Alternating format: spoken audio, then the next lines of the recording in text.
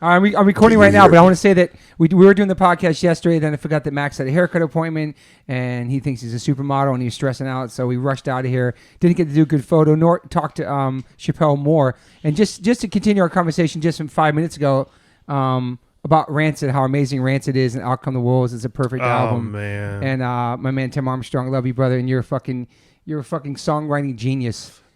Dude, there's just, everyone has that thing that they like geek out over, like who they like idolize and like meet. Like, have you met those guys? No, mine's musicians, man. Okay, I just geek out. Like, we're gonna take a mission. You met Tim before, right, Derek, or no?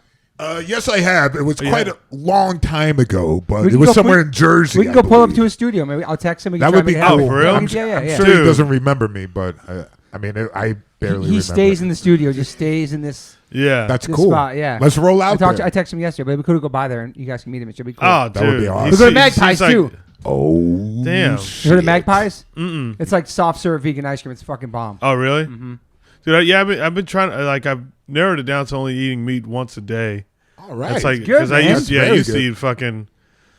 Just eat a lot of it, you know what I mean? But I just feel so fucking shitty and just I need to switch something the fuck up. What kind of meat? Like good meat? Up, I don't want to say good meat because then what's up with that, man? The vegan listeners are going to say there's no such thing as good meat. Yeah. What do you mean? You're not going in and out every day.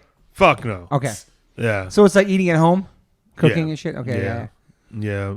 People think you need meat like 3 or 4 times a day. You actually fucking don't. You don't even need a period, but yeah. I mean, I how many years you have not had meat? How many years no meat for you? It's been over 33 years. Me too. 1988. Oh, okay. Mine's 88. When's yours? Oh God. 33. I was 15. Oh, that's 87. Yeah. I was born in 87. Wow. Damn. Yeah, it's 33. I am an old ass man. I'm the same age as his dad. He said 1970 yesterday. That fucked me up the rest of the day. I'm like, so that means I could have a kid 32 years old. That's pretty sick. You totally could. I could have somebody's age. A grown ass kid. It's pretty amazing. I never get to ask you yesterday. Like, what are some of your favorite comedians? Yeah. Oh, mine. Yeah. Eddie Murphy. My number one. No more coffee for Derek. Go ahead. My number one is probably Patrice O'Neill. I don't even know what that is. So you're schooling me right now. Oh wow, Patrice O'Neill, rest in peace. Patrice O'Neill was one of those dudes that, there's these people that try to do this like shock value to their comedy in a sense, or but you could tell they're doing it because they want the shock. Okay. This guy would just speak his fucking mind, and he would say things, and it was just like the most outlandish shit, but you were on board because it was very harmless and it just fucking made sense. Like he's not making it about like it's all like his personal like thoughts and how he thinks of the shit. Yeah. His last special before he passed, Elephant in the Room, probably one of the best comedy specials. Elephant in the Room. I'm gonna check it out. You got to check it out because as soon as I don't want to spoil it for you guys because I'd rather you like watch it and then fucking have the organic reaction and not. I think I heard the name before. I had to, man. Patrice O'Neill, man, he was great. He like I said, rest in peace. He died of complications from a stroke, but he was this comic that was just climbing in such a way that was just so different. And like, when you think about, people being sensitive to a lot of things now, he went that route. He didn't give a damn. Yeah. You know what I mean? Because he's like he was like, you're not going to make me feel crazy for thinking the way that I'm thinking. It's not crazy. Yeah. It's a lot more harmless than you're making it out to be. Gotcha. You know what I mean? And that's he was always one of those comics that was just like, as long as I wake up every day and I'm honest with myself, then boom, I feel good about what I do and what I say on stage. And I love that, man. Admire that 100%. Yeah. How old was he when he died? Was he old? He was 40s. He was in his 40s. Wow. Yeah, he was. But he was a bigger dude, and he was a diabetic, and he was really good friends with guys like Bill Burr. Okay. Right. So like he's from the East Coast. He's East Coast. Yeah. Bill Burr is another one of my fucking absolute favorites. So we're building top 5 here. You got two one of the cool stories about my interaction with Bill Burr. I worked at this hotel in Phoenix, Arizona as a bellman valet, and Bill Burr came to do a run of shows, and he was doing them at the club. And at this time, Bill Burr wasn't a club comic anymore. Okay. He had moved on to theaters, and Yeah. you know, he moved on to the bigger stuff. And so he just wanted to come work out, you know, material because I think he just had dropped a special, and he wanted to work out like the new stuff. Yeah. And a lot of comics do that. They'll go to Phoenix because it's pretty easy, convenient. He checks into the hotel, and I run into him. I was like, "Oh, what's up, Bill Burr?" And he was super nice. And I was like, "Well, I'm coming to the shows. Coming to one of the nights." He's like, "Oh, all right, man. I'll see you there." And he's super nice. Then I want to say the next day, I was working that morning. He comes down, and we just started talking. We just started having this like just organic conversation. Eventually told him, I was like, "Man, I do comedy as well. I've been out here doing my thing out here in Phoenix." And it was part of the conversation. Yeah. It wasn't like I was like pushing this thing. I mean, if anything, we talked more sports than actual like comedy, but we just chopped it up, Yeah. And then, I was parking his car, helping him with his luggage, and and then he goes upstairs, and that afternoon he comes back down. And he was like, "So, Shapel with an S, huh?" And I was like, "Yeah, that's what it is, And he was like, "Kid, you funny?" And I was like, "Yeah." And he goes, "Ha!" And I was like, I love his accent too. Yeah. And then he was like, he goes, "Why don't you come by tonight? Let's see what you can do." Huh? What? Yeah. And literally, that was probably like the most nervous. Are you fucking Wow. serious? He invited you to open up that night? Yeah, I like my He's a body. G. My body went numb. It went completely numb because like he's in my top. You know what I Yeah. mean? Like he's in my top favorites. And I just didn't I didn't know how to process it. I didn't know what to think because I was barely back into comedy again. What year was that? This was early 2017. Okay. Couple years. So yeah, I wasn't even really back into like because I got back into comedy 2016. It'd been months that I was back in, and to have that opportunity. So I go and I do the first night, and then he was cool enough to let me finish out the rest of the weekend with him. Are you fucking Yeah. serious? Yeah. And how was the response? How'd you do? It was great. It was He killed literally it. fucking great. Wow. Man, I got goosebumps, I can't even believe that fucking it dope. went like because I mean I wasn't aware of myself too aware of myself as a comedian at the time because I was just doing these open mics and just trying to build back up to like something and for him to give me that opportunity, and I even said to him, I was like, "Yo, what made you like give me that opportunity if you don't mind me asking?" And he was like, "What's the fucking worst that was gonna happen? You're gonna bomb for 5 minutes?" Yeah. How long was He's your like, time? "Who fucking cares, kid?" You had 5 minutes? The first night, and then he gave me longer time. Wow. After that, yeah. You think he checked you out?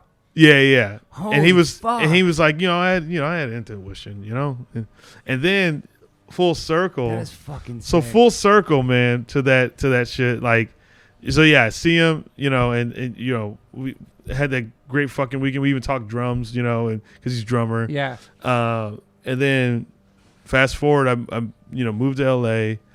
I've been out here, and I became friends with Joe Rogan. Yep. And Rogan one night was like, "Hey man, I'm doing Rogan and Friends. Come by, the store, and I'll give you a spot." And I was like, "Okay, cool."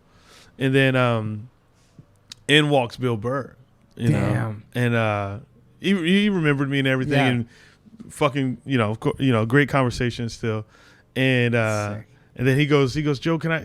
He goes, "I want to go up a little early. I'm not feeling too well." And Joe's like, "Oh yeah, cool. We'll get you." So I'm thinking, I'm like, because there was big dogs on the lineup, Yeah.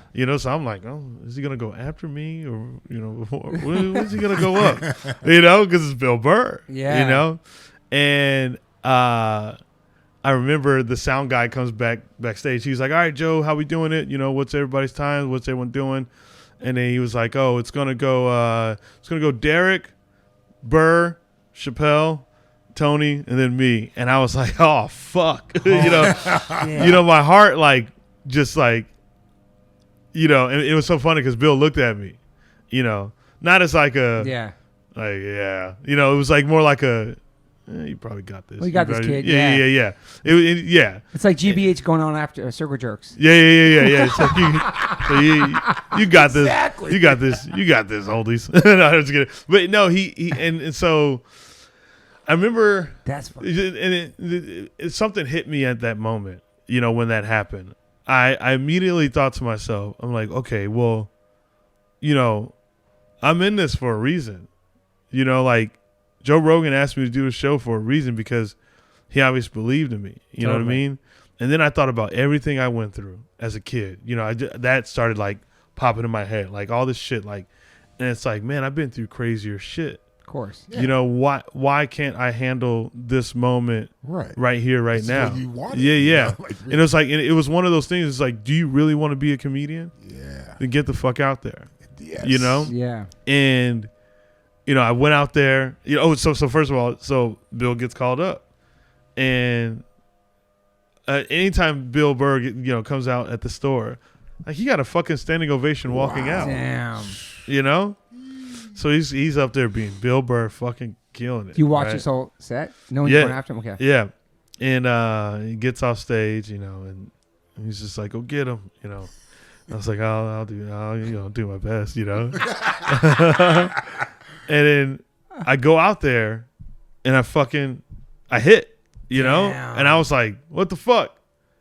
And I remember, I was standing outside from my Uber because I was going to go to Swingers after by myself because it was, that was like my thing after shows. Like I would just go like after a show, after I got off stage or anything like that, I would go to Swingers and just like reflect on my night in the LA comedy scene, And I remember I was standing there waiting for my Uber, and the show was like over, and these guys come up to me. They're like, "Yo, you fucking did that." Wow. And they were like, "You followed a fucking goat, and you did that, man." Wow. They're like, props. And I was like, fuck. And that was all I needed to hear. Yeah. I was like, I gotta leave. You know what I mean? That's all. Holy shit. Yeah. So it was. I don't know, man. Like, I guess because I don't think of things like I just do. You know what I mean? Like I do it because I just love it, and I'm not thinking of the things of like these, rewards that I guess come along with the shit. Right. It's more like, fuck yeah, I get to get on stage tonight. Oh fuck yeah, that's cool. Hell yeah, let's go fucking let's go do it. Yeah.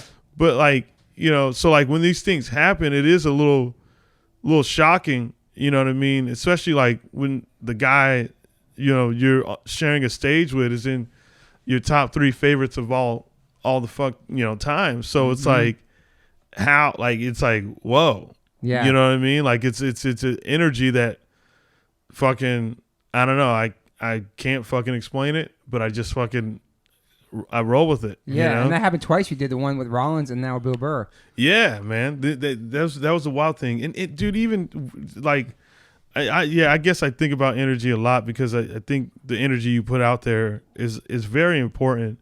Agreed. You know what I mean? I think what you throw out to the world, I mean, you will receive back. So and good or bad, man. True. I believe that. And I believe it 100%. I remember, man, thinking. I remember when Joe Rogan and I met, and it was a weird thing because the last conversation I had with my brother was talking about how he wanted to become a UFC fighter, and then I find myself climbing back up, and being like, hey, I'm feeling myself. I'm able to fucking my soul is fucking rebuilt. Yeah. And meeting Joe Rogan and the way we had a conversation, and it was just like very in depth, and we just kept going on and the deepest shit. And it was just like the first time we ever met.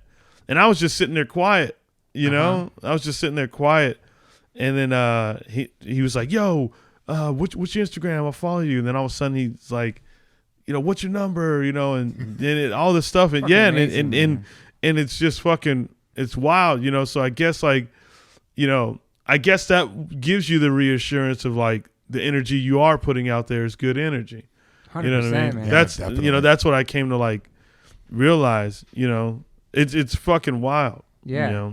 The Bill Burr shit's crazy. Like, just meeting him there and inviting you out and just like giving you a shot like that. I was like, this fucking. Not only are like you my top favorites, but like you're fucking Bill Burr. Yeah, right, you know what I mean. It's not like he was like, like a deep cut, of a comic that you know what I mean. Yeah. It wasn't like that. It was just like it's fucking. But it's incredible. I mean, a consequence of you being focused and love what you do, really got you to that point. Yeah. Everything seemed to like really.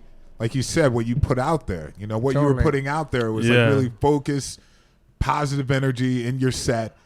It came back to you in a way where Bill Burr was like, hey, here's your chance. Yeah. Boom. It's like you've been doing that build up for so long. You're ready to go. And it just seems like it came back in that, here's your test to do that, to put that out 100%. there. Yeah. So it's incredible to, to hear these stories because. And not even see him perform or anything. Just right, like, yeah. Just But have a that's what I'm saying. conversation with you. But what led you up to that, was really the important thing. Without Bill Burr being in the picture, everything you've done before that was something you were doing. It was all you, which is, that belief. It's really the drive amazing. and focus. Yeah, I mean, it's wild when someone thinks it's impossible, right? To be able to think that way, and it's like, you fucking totally can.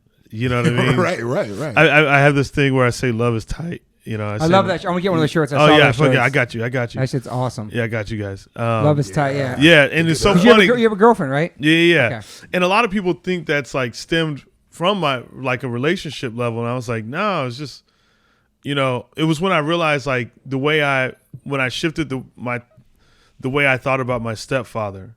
Okay. I was just like, fuck it, love is tight. Fuck it, who cares? And then I just kept saying a lot on podcasts, and all these people were like, do you have that on a shirt? Like, I would love to buy it from you. Right. And I was like, what? I was like, oh shit. What? I like the font too. The font's like that.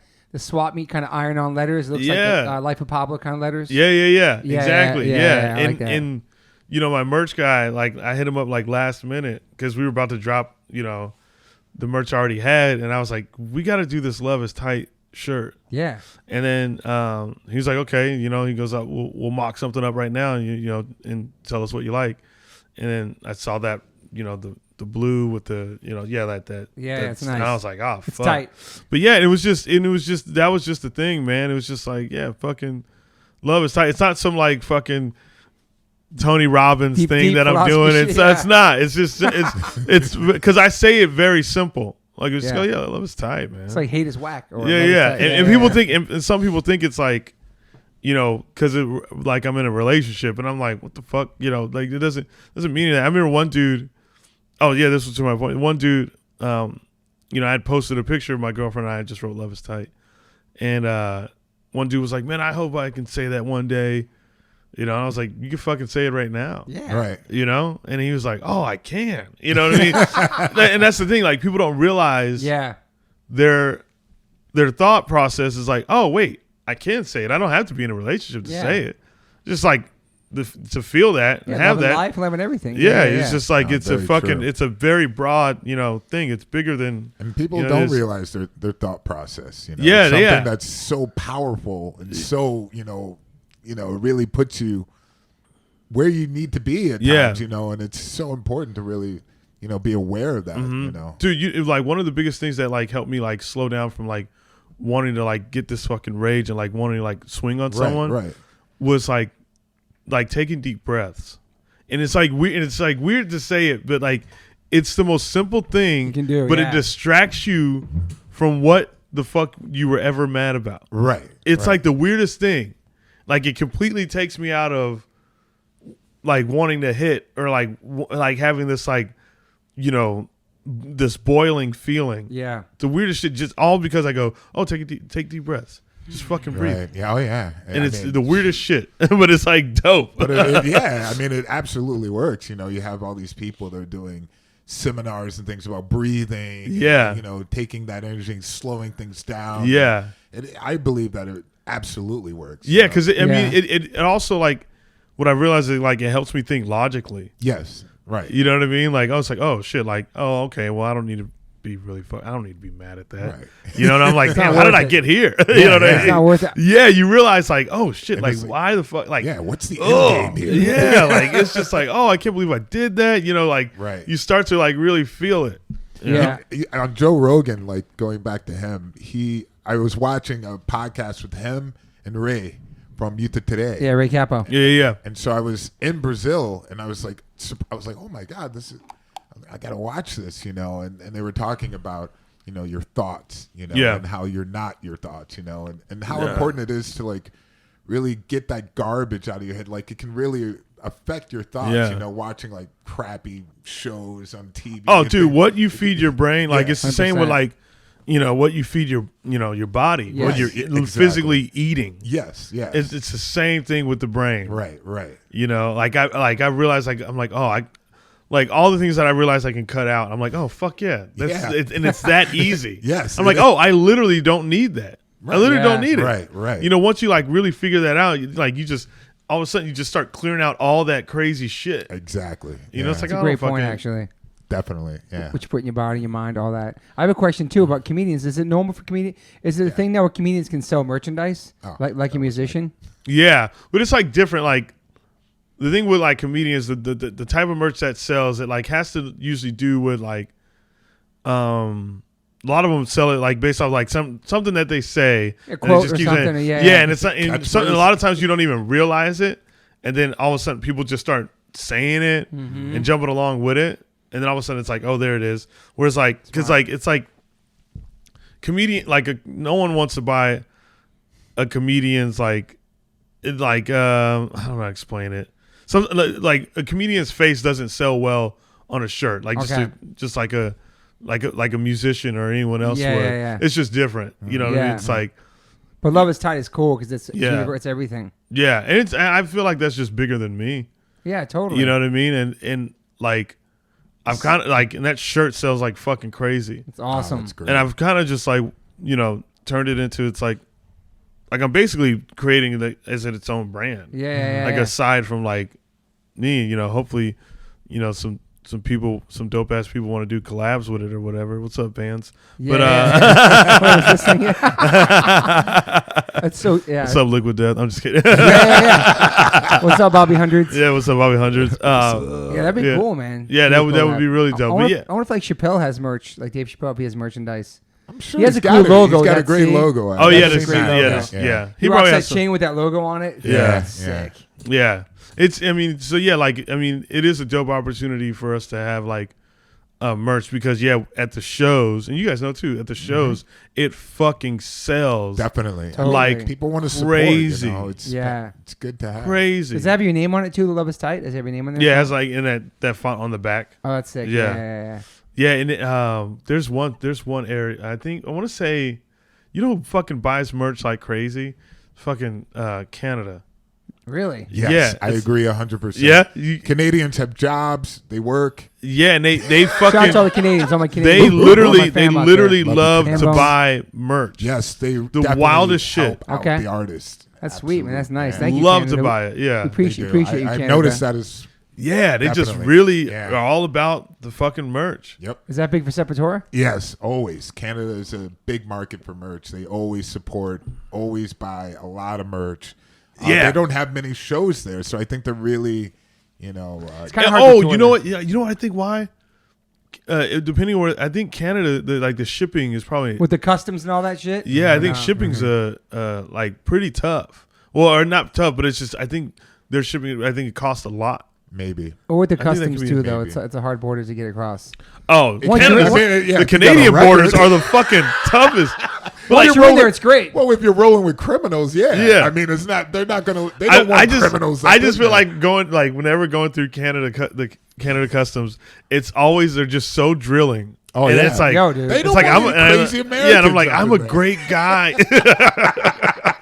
I swear, I've never been arrested. I swear. Yeah, I've never been arrested. It's true. Oh yeah, if you had a DUI or anything like that, they won't let you. It's a wrap. It's a wrap. Anything you've done while you're a teenager, forget about it. Yeah, they have a record of that. One of my buddies, he.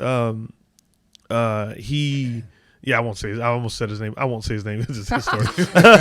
But he had like a Dewey, and he had got on this big comedy festival in Montreal, and he had to like get a lawyer and go through all this work because they were like, this guy's really funny. He made it onto this festival. And it's a big fucking festival, like, and it like the festival like changes people's fucking careers. Yeah, you know what I mean. Yeah. Like I was able to quit my fucking job. Wow. Based off of like after doing that festival. Like I went full time. I watched a whole comedy. So like. It was an important festival, but like to get over, like he had to get like lawyers, he had to go through all this like legal shit just to fucking get over there. He made it in there though? Yeah, he made it in there. We had a crew guy that was with us, and we're sitting on the bus. What happened to him? Yeah, like we're getting ready to go to the border, and it was crazy. Like we're sitting there, and then he's getting all nervous, and all the other crew guys are like, "Yo, what's up with him, man?" And he's just like, this dude was from like the South, and he was like, "Oh man, I'm just gonna go outside. I'm gonna use the bathroom. I'm gonna find the bathroom." So he got off the bus, and we just see him start running. Come on, like bro. he was like kind of like sprinting away. I was like, "Yo, where is he going?" Come on, we're at the border. Really? Yeah. And then they're like, "Yo," the guy came on the bus. He's like, "Your boy, he's got like some domestic violence stuff." Oh shit! Holy shit! And blah blah. Was he a roadie? Yeah, he was a roadie. They're like he can't go in. Like we can't let him in. So where'd he go? And then we're like, why did we asked you before? You're like, yo, tell us if you got a record. No. He's like, I'm sorry, I went in before doing some other stuff, and I didn't think there'd be a problem. But this happened years ago, and they're still bringing this up. And I was like, wait. He's like, I want to blow these motherfuckers up. And I was like, yo, you can't talk like that, man, especially around me. Yo, who You're hires these dudes? Right? Yeah. I know, but I was like, yo. First of all, stop talking that garbage about blowing shit up. 100%. I was like, especially around me. I was like, they're gonna arrest me first, man. Yeah. I was like, come on.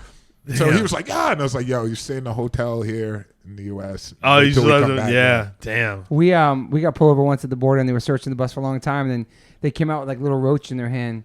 Are you serious? And it wasn't anybody's on the bus. The people on the bus before us, it was either, I'm not going to get it wrong, get nobody in trouble. It was either 311 or Fishbone. And so nobody smoked weed on my bus except my brother. So my brother just had to say it was his.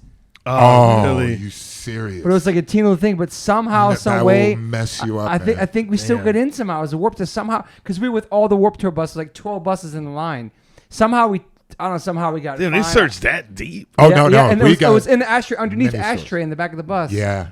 Damn. They came in like with us before. If it wasn't Fishbone at 311, I'm sorry. I'm not sure. Maybe it was none of you guys. I'm sorry. They're no joke on that. I mean, they've come on our bus and they were like, everybody off the bus, everybody's going to do an interview separately. It's going to be a few hours. And they just, came through with dogs. There's hair all over the bus and everything. They didn't find anything because we don't travel like that. We know better. It's like many, many years. They're like, yo, what do you need to see? They're like, how much money you have. Yeah. Here it is. They go through all your merch. They count every piece of merch. Oh, really? You have to pay taxes on every piece of merch you bring in there. Everything. They were just like, you have to declare what you've made. Yeah. And everything. It's like, it's fine. Oh, yeah. They do that. But it's like we had it ready to go. Mm-hmm. Switzerland's like that, too. Switzerland's the worst because they make you pay. We pay in advance, and then we get our money back what we didn't sell. Right. Yeah, you pay in advance of what you're gonna sell. It's crazy. It's crazy. Yeah. I was like, because I used to go over there and like teach cheer camps. It's wrong, man. I used to go over there and teach cheer camps, but like the company. Switzerland? Canada. Sorry, Canada. Sick, so cool. Whenever I would go over there, they were like. Asked me, are you making money like out and that? But like the company, it was the company that would pay me. So like the people who I was going to go out to coach, they had to pay that company. So they weren't directly paying me anything. You know what I mean? But I had to like really get them to understand. I was like, I don't make the money like here. Like it's not like that. I'm not collecting a check because they like I guess it's like crazy weird like. And I'm like, oh, fuck. It's taking money from making money. I was just angry at that whole Swiss border thing, especially because I'm like, they didn't make the merchandise. It wasn't their idea. They're not the artists. How are they getting percentage, at the show? I can understand after you sold stuff, it's like, okay, there's a tax and stuff. But at the border, when you're going through and they're counting, and they're like, okay, we're going to take this now. And what if we don't sell it? Do you guys give a percentage of your merch to like venues? You have some places you do. Some places, not every one of them. Not really in Europe. Mostly U.S. more than Europe. U.S. definitely. U.S. Yeah, lockdown. Live Nation, all that. Yeah, they have that on 10, lockdown. 25, 30%. They don't let you do anything See, we don't have to, like, if we're doing clubs, you can do it. We don't have to. Yeah, on the back of a van. Sometimes we just don't sell it. Sometimes we refuse to sell it. Right. If we have to jack our shirts up way above price. Yeah, sometimes like, meet us at the bus. Meet us outside in the back. Yeah, exactly. So really? Yeah. Sometimes you're like, you know what? It's not worth. I'm not selling paying the venue all that money for our merch. Hell struggling on tour. Hell no. It's super hard, man. It's super hard. Yeah. Have you ever bombed? Fuck yeah. Like where you walk off stage, like with your head down, like really bummed. Like, oh, the worst set I ever did is still my fourth set ever. Like the whole fucking, like, my buddy hooked me up with this gig. This was back home in Arizona, and he like manages bands and stuff. And he was like, "Hey man, I'll throw you up on this gig. These bands are playing. You know, there's gonna be a DJ and all this stuff." And I thought I was gonna open the show, right? I thought it'd be the first thing to go up, and then everybody gets to enjoy what they get to enjoy, what they came there for. Well, no, all these bands had played. Then a DJ comes on, starts turning into like a more club vibe. Well, yeah, the DJ stopped, like he took a break, and that's when I had to go on. Wow, dude! And as soon as I grabbed that microphone, you knew it. Oh, you sensed I fucking knew it, man. Wow. People kept yelling for this band. Everyone was already drunk. They're super drunk, and I was just like, I was like, oh, they already played, but I was like, but I'm up here now. I was like, I just got like 8 minutes. Then I'll get out of your hair. And they just kept shouting, and this is, the anger wasn't controlled yet, and then I was like, yo, shut the fuck up, like this. You get mad. Yeah, I got mad, and then all of a sudden, this whole crew of people just started yelling at me, just cussing at me, all this shit. And so I'm yelling at them, and all of a sudden people, that were, I at least thought was like paying attention. I mean, well, they were paying attention, but it's just like, then they started yelling at me. They're like, what the fuck are you doing up here? Why the fuck are you here? Like, all this shit, man. I'm just telling the whole crowd, suck my dick, and I'm flipping them off. Yeah, I know. I was going crazy. I was really, really drunk. Oh shit. Yeah, and then I remember, the DJ just came right back on. It was just like, Saved by the Bell. Yeah, I know. Like I was probably up there for like, they wanted me to do like a 10-minute set. I think I was up there for maybe 2.5. Yeah, it happened like so fucking fast. And I kept looking down at my friend. I was like, what do I do? He was like, keep going. And I was like, all right, suck my dick. Kept yelling at him. And then I remember getting off the stage, and the people that were yelling at me started buying me drinks. Yeah, I was like, what the fuck? Like, it was the weirdest thing. That's whatever. Crazy. I remember I was supposed to do like this interview with this, like, they wanted me to do an interview after, like, Phoenix comedian. I remember they didn't even want to do the interview with me. Yeah, man. It was sucks. Oh man, it was terrible. And still hands down the worst set. Like just a whole crowd just yelling at me. Have you had one of those, Toby? I've had some bad shows where like Epitaph Europe came out to see you guys play in Belgium, like in the 90s, and they came. Your label's here. You're so excited to meet. Dope show. All the shows been great, except for tonight's show. Yeah, the crowd's just staring at you, and your label's like psyched to see you, and they take you out for dinner, and then you play the show, and then after the show they're gone. They don't say goodbye to you. Yeah, they don't. Yeah, because you're opening up for somebody random, and the crowd doesn't know who you are. They're like staring at you. Fuck you, I've had that shit, man. God. Shit sucks. Yeah, we've had some shit where people started spitting at us in Italy, and we jumped in the crowd.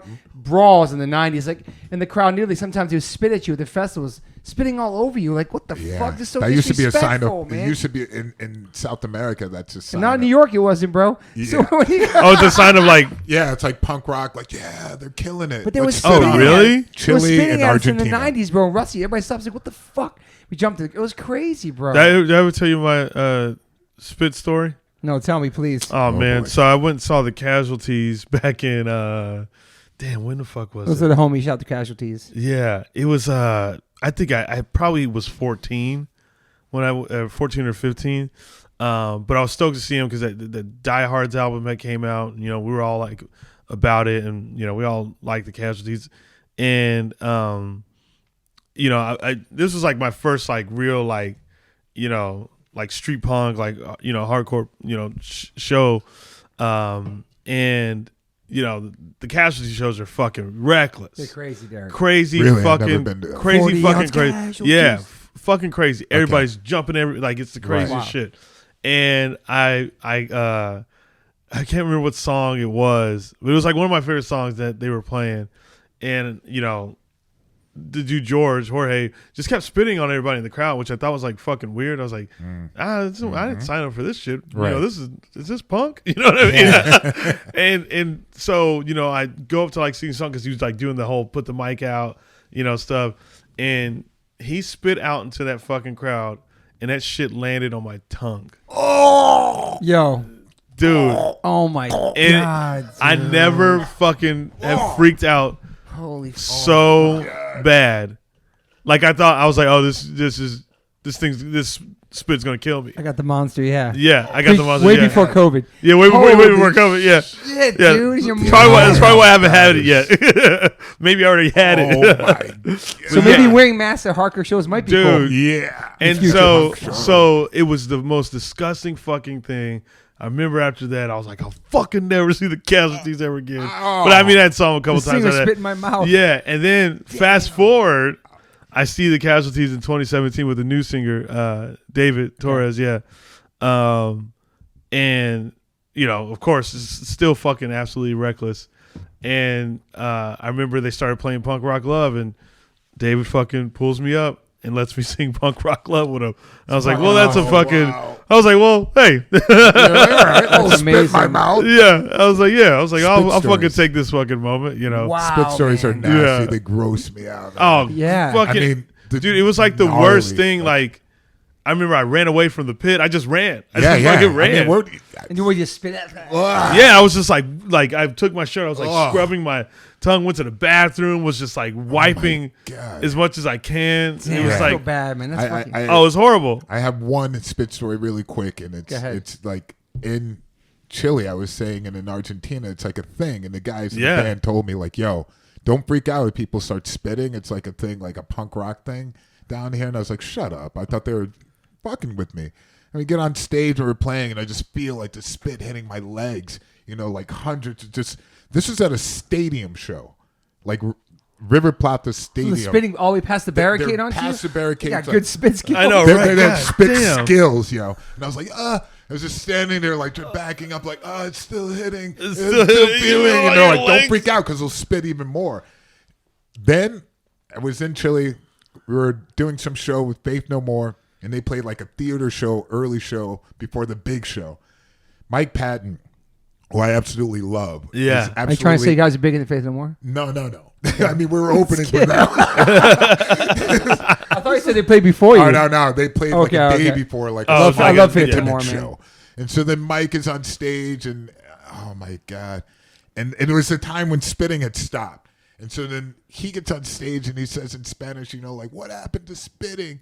You know, and everyone starts spitting at the beginning of the song on him, like all over his face. He wanted it. All over. He's spitting on people. He's singing the song like nothing had, you know, was phasing him. He's opening his mouth, catching people. Come on, bro. Spit. I'm gonna fucking puke. I'm not joking. I was like, I was like, Mike, after the show. It's like, that was the most terrifying thing I have ever seen in my entire life. It was so nasty, and he just didn't give a shit. Wow, and he sang that song perfectly.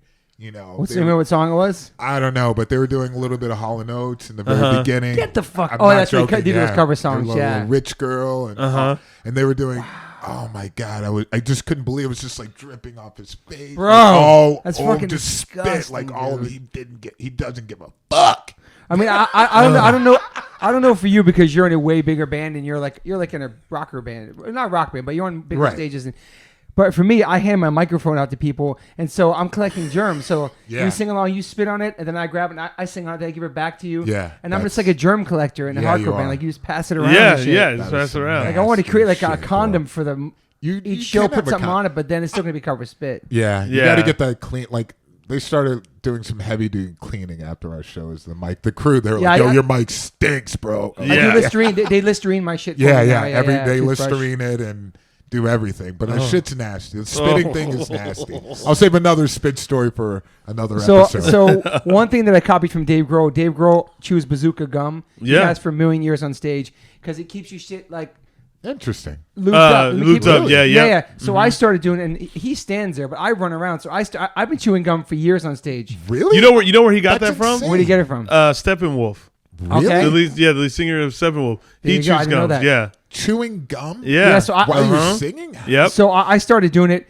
There's been many times where I've almost choked on stage. It's flew out of my mouth. Yeah, I can never But it does really work for me, and it's something that's a security thing for me now. Before anyone says I'm chewing gum, I do my warm-ups, I do my gum. Yeah. We're playing Boston a couple of years ago, and a lot of kids these days have big beards. They're like the big beards, and I'm singing a song, and all of a sudden I don't have my gum anymore. Right? I must have. I'm gonna cry right now. And I look in the front. And this kid was like, sing along, my gum is stuck in his beard. Bro, I almost started crying. And then I pointed at him, and he looked up at me, and I go, dude, your beard. And I looked down, and he started laughing so hard. And he didn't want to take it out because beards are like sacred. Like, they keep them nice. They put like oils in, they comb them.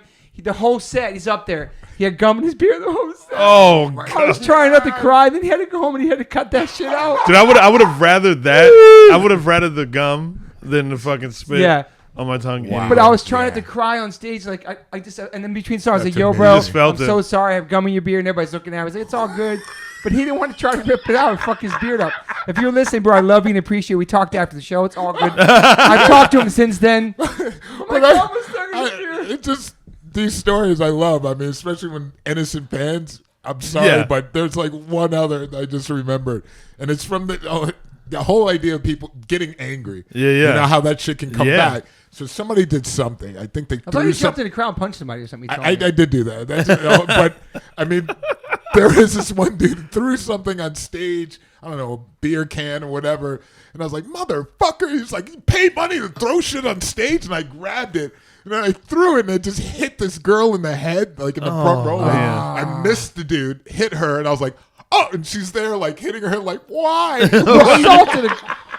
She's like, why are you throwing your shit at me? And the crew were like laughing. Oh, man. And I was like, I'm so sorry. I'm so like, bad. I was like, the whole set, I'm just like, I'm so any sorry. T-shirt you want. Yeah. I was like, anything like you want. mouthing, and she was just like, why? Oh, man. Why? You know, her boyfriend was just like comforting her. I was like, yo, don't try to step to me, bro. See, it was a mistake. Anybody throw shit at you or no? You know what's so funny about you guys? Like, is like you guys are like all apologetic about the shit. Like, I feel totally. bad. Gigi Allen didn't give a fuck. Oh, yeah. That's a whole nother game. That was my wife saw it. Your wife saw him. So here's the deal. My wife's got I don't want to blow my wife's spot, but my wife knew him in a sense of way. He always tried to make my wife say, "You dance?" We dance. He was like, "I fucking dance for you." And my wife's got photos. My wife got photos in the photo of him. He actually died at the place called the gas station. H2O played there the next day. We played the day after he had died there. And my wife's got pictures and all this shit with him. And actually some crazy museum, the Museum of Death or something. Up on Sunset. They want to have my wife's photos in there. Ask my wife about her photos. Really? Yeah.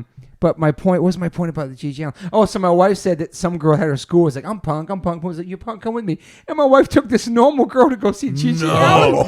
And the first song he fucking threw shit, she ran out of there. And then my wife saw it at school, and my wife and the girl at school was like thought my wife was crazy. You think you're so punk? Come with me, Gigi Allen. Yeah. What a fucking... That shit's wild, bro. That I just shit's recently different. saw a picture of him in his casket. I never saw him in his casket. Oh, you never seen that picture? That crazy, photo is bro. Yo, you know who? You know that documentary? Hated. I saw it. Yeah. Todd Phillips did that. The guy that did the Joker. Oh, fuck! I didn't know that. Way. Yes. Really? Yes. Wow, I didn't fucking know that. I know, right? Holy, wow. Did you Isn't that fucking crazy? Allen? That's crazy. I never saw him live. Just see his brother rolling in the village all the time. Yeah, we see him always walking around. Earl? Yeah, I see him always walk around the village. All the time. Every day. He used to like sell shit online. I bought like a Gigi Allen. My wife showed me that recently. He's always selling this shit. Yeah, right. I bought a poster off him of him and Gigi at Hank Williams' grave, just sitting there. They're all like dirty. Man. You're right. You know, just all fucking dirty. Did you see that, Doc? Dirty. No. It's a I good wasn't one. really a big Gigi fan. Did you see the Agnostic Front? The Godfather's a hardcore doc. No. That's incredible. That just recently came out, right? Came out the same week. Same week. Showtime, yeah. Them and Gigi Allen both dropped the same week. It's fucking amazing, dude. It's really it's amazing. pretty awesome. It's a beautiful man. fucking I doc. really like that doc. Damn. It's so good. Right on. What are some other? Oh, so now we're in the top 5. You know. Oh. Yeah. So you got 2 who else? there. Oh yeah, I gave you 3 2. more. Eddie Murphy. Yeah. Perfect. Eddie Murphy. There's something so special about him that, like, not a lot of comedians can do. You know, the thing about Eddie Murphy is he could play.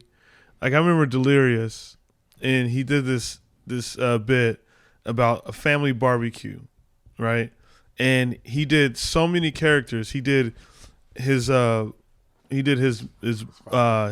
brother, his mom, stepfather, you know, his aunt, the Goonie Goo Goo shit or whatever the hell he was saying. Like, he did all these characters, and you know, to do that, and like, you no longer see Eddie Murphy. You see this picture he's painted on stage in such a wide, like, it's bigger than like just this one person that's out there. Like, it's like he stood there, and all of a sudden, I'm gonna give you this. Yeah. And I think that's one of the most fascinating things. And like I said, not a lot of comedians can pull that off. And then you fast forward to Dr. Dolittle. No, not Dr. Dolittle. You fast forward to Nutty Professor. My bad. Fast forward to Nutty Professor. He did that whole family at the table scene. It's fucking incredible. And also Coming to America. Yeah, and Coming to he did a lot. And like, you just saw this like good point work, and like the things that he would do, and you know, it's just so fucking unreal to me. You know what I mean? And one of the things I learned about Eddie Murphy that I've been able to, like, you know, not even fucking definitely not a master at it, but I've you know, been taking it on myself, is that like, he's good at making you laugh without saying anything. You know, facial expressions and stuff like that. His facial expressions can be a punchline. Yeah. You know, I just think he's one of the most fascinating comedians, you know, to ever exist. You know, like, and then, you know, for him to be able to transition that into film. Yeah. You know, his film work. A lot of people, like, you know, hate on his movies, but I'm like, if you watch this man act, it is some of the best shit you'll ever see. Yeah. You know, it's just like crazy how talented he is, and like, you know, you just no longer see Eddie Murphy. You know what I mean? You see the character absolutely that he has brought to fucking life. You know, like, I mean, his SNL sketches are fucking timeless to me. Did you study that show, but just watch it a bunch because you loved it, or I just not study, but like, I wouldn't even. Yeah, it. I just loved it. Yeah. I just thought, like, I just loved it because it was funny, and you know, you look at that shit and then you realize it, and then like with me getting into comedy and realizing what it was. Yeah. You know, I'm like, man, that guy is probably one of the most talented people to ever exist. For sure. You know, if you really pay attention to him. Like, yeah, you know, people like hate on some of the movies that he's like done, and you know, they're not the best movies, whatever. Yeah. Doesn't matter. Just watch him. Right. Watch him go to work. It's fucking, you know, it's just fascinating to me, man. Yeah, one thing you do that I noticed that I love, it's not a face expression, but after you tell a joke, you do these like uncomfortable kind of laughs, and I like that. You do like this kind of like laugh, like, I laugh like that, like even like about the Oasis and like saying the N-word, singing along to Oasis. Yeah, because you don't really say that word, but you're allowed to say that word. It's uncomfortable to say that word, but then you flip it on Oasis. But then just you laugh in between. You have like these spaces in between each joke where you do this laugh, and then it makes me want to laugh too. It's something that's cool. Yeah. It's like this. Like, I don't know if you do it on purpose, but it's just. I don't know. I started doing it because it was just like, dude, that's stupid. Yeah. Every time I do the joke, like the way, like when I see people react to it and the way they laugh, that's the laugh. That's what it is. It's like, that's so stupid. I wrote that on a piece of paper. Nobody I like it. It works. You know what I mean? Yeah. And then it just like.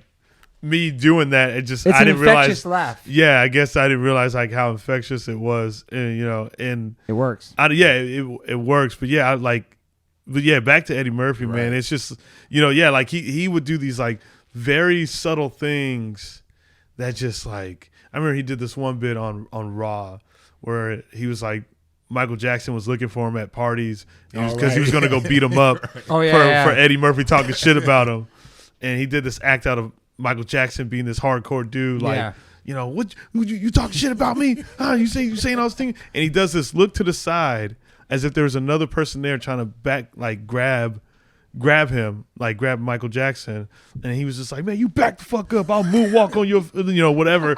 and it was just like the way he did that. I was like, fuck. I would rewatch it so much just to see, like, because there was something I knew I learned every time I would watch it. Something different. You say, yeah. Something different every fucking time. And it's like, even just the setup to it, the timing of it, and just, the look and the, the length of time of the words that he said to this person over here just to get his point across, to let like, I weirdly break down things in a very, I do it with like everything. Like, like with skateboarding, I did it with cheerleading, I would just sit there. But yeah, I just look at things in a way that I'm like, man, there's a lot to these things that, like, you can apply to, like, yourself, man. And when I learned that, like, your face can be a punchline too, like, it's like, oh yeah, because we all make facial expressions. Something we all have, there's a lot of times where things happen that are awkward and you make a reaction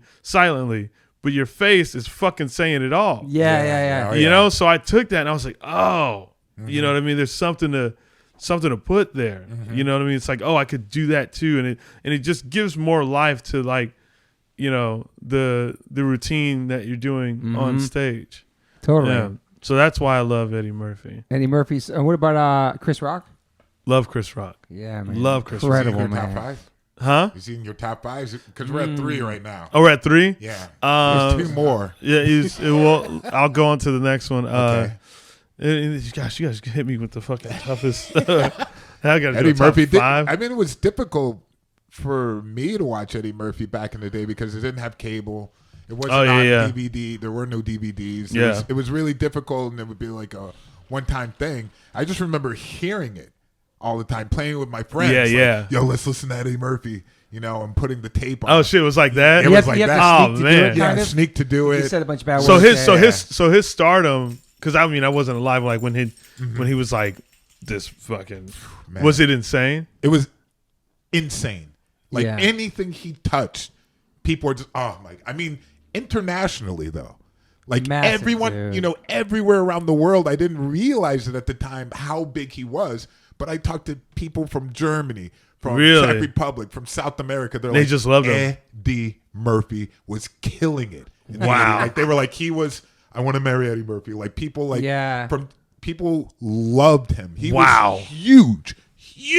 That's fucking insane. And it was so strong. Like visually, I didn't really need to see it. When I did see it, I was like, oh my God. I like to ask people, those kind of questions, because like it's like obviously I wasn't around for that energy because I wasn't, I didn't live in that energy at the time. But like I'm always curious of like what was that energy like? He could do anything. Like he did movies. He went on to acting.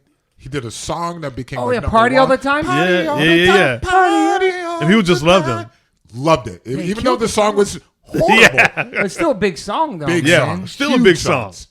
That's crazy. Because everything he touched, it was like 48 hours to like all that shit was just like.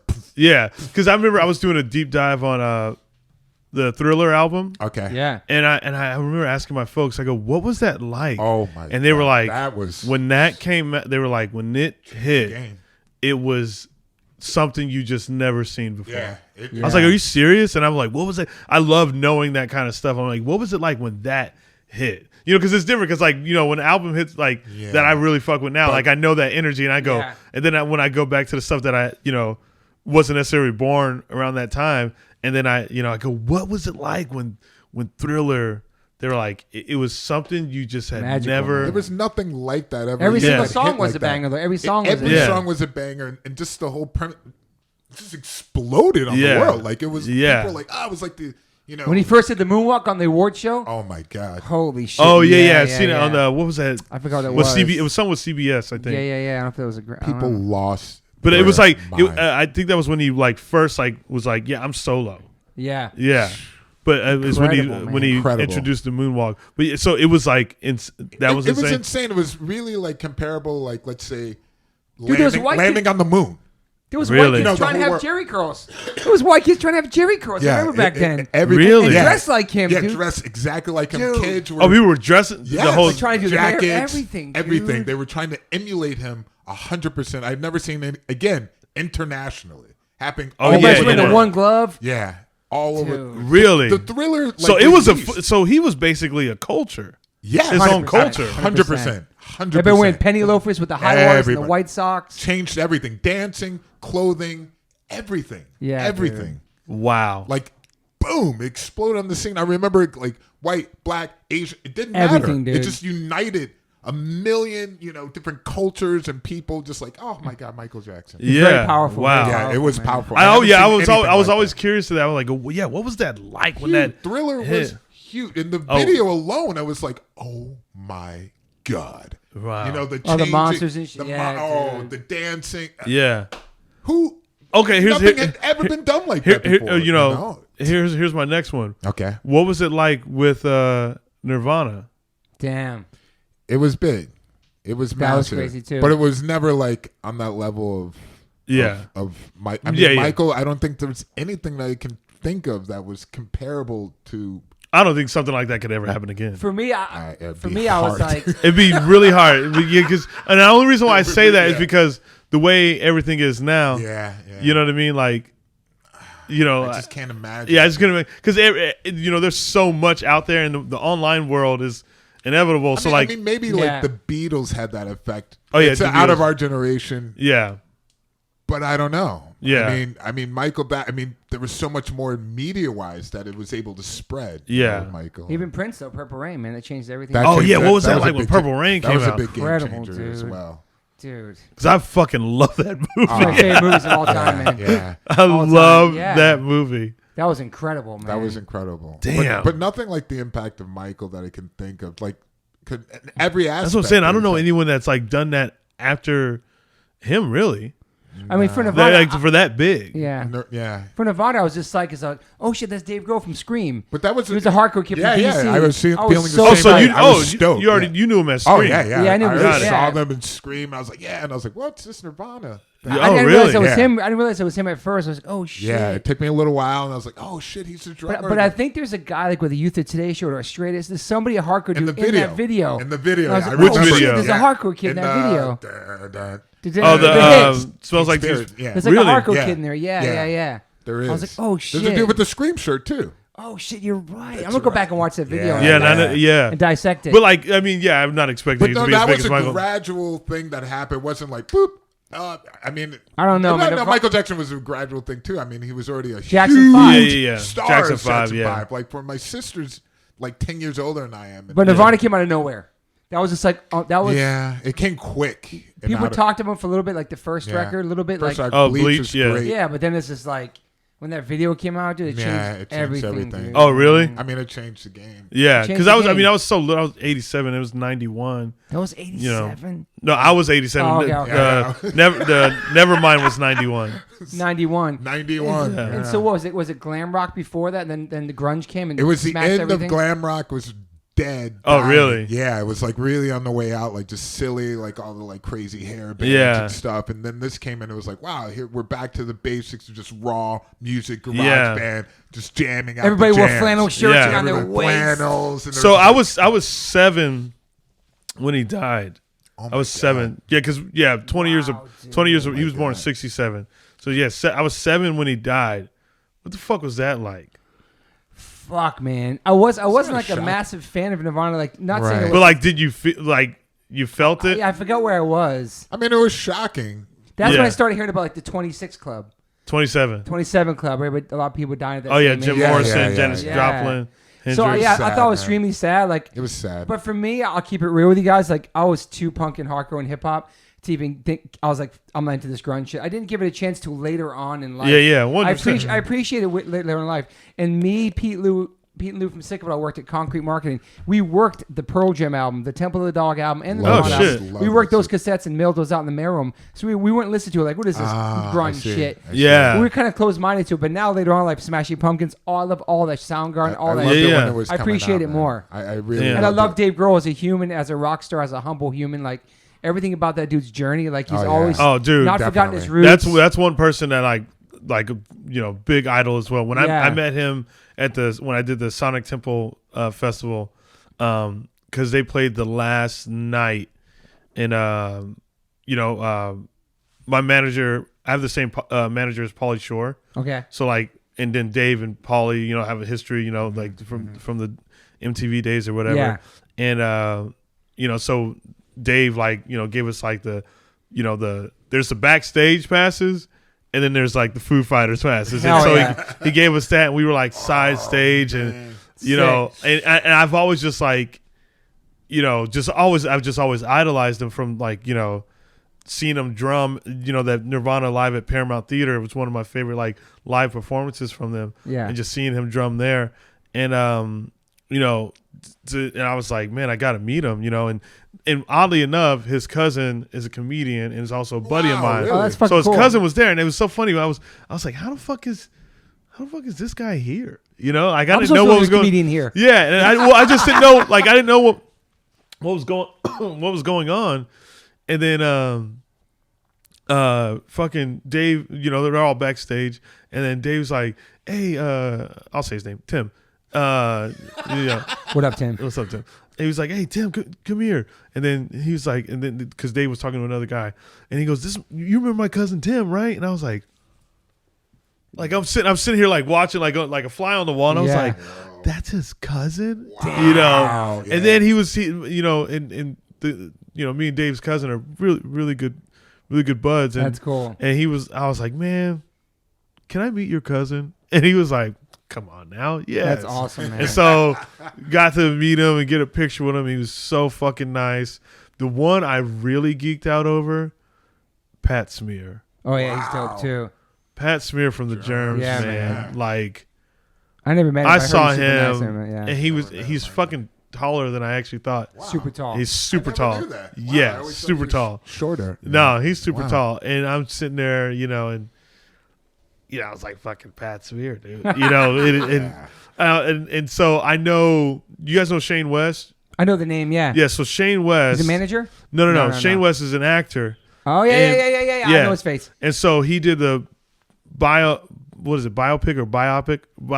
of the Germs. Okay, it was called What We Do Is Secret. Okay. And so he and Shane toured with the Germs. You know, they did a tour off of that. You know, okay.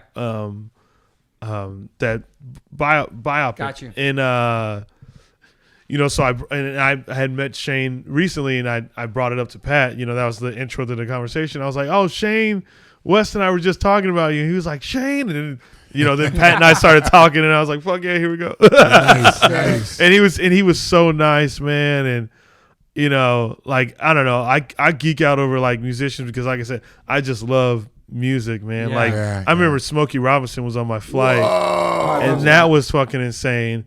And I remember walking past him, and he just you see the green eyes, dude, he just smiled at me, and he said, "Hey, how you doing?" And he stuck his hand out. Like, I was walking, it was like a walk by, and I was like, "Fuck, it's Smokey, dude." And then he was so nice. I was like, "Can I get a picture of Smokey?" And he was like, "Yeah, come on now." You know, he was just great. And he was just, you know, I don't know. It was just like, come on now. Definitely, man. Come on now. Anybody you tripped out on meeting, Derek? Like starstruck or like somebody looked up to you, got to meet?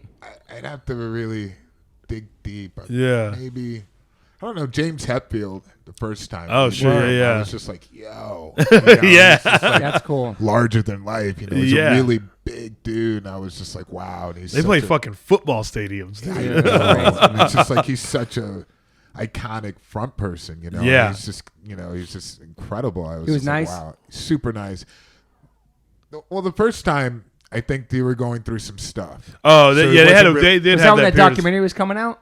Yeah, it was around that time, and also I think there were a lot of things going on in their own personal lives. Yeah, 100%. Yeah, but then once I think you always got to give people that benefit of the doubt. Absolutely, that, you know, I wasn't hating at all. I was just like, okay, you know. And then the next time, it was like really another person. Yeah, you know, like super inviting, coming to our dressing room and just chilling. You know, like eating something. You know, really casual. I was like, oh, this is cool. You know, and from then on, you know, they've been always like super incredible. But I was kind of starstruck at first, but I'd have to, I don't know. Give me 2, give me 5, give me 20, give me 20. I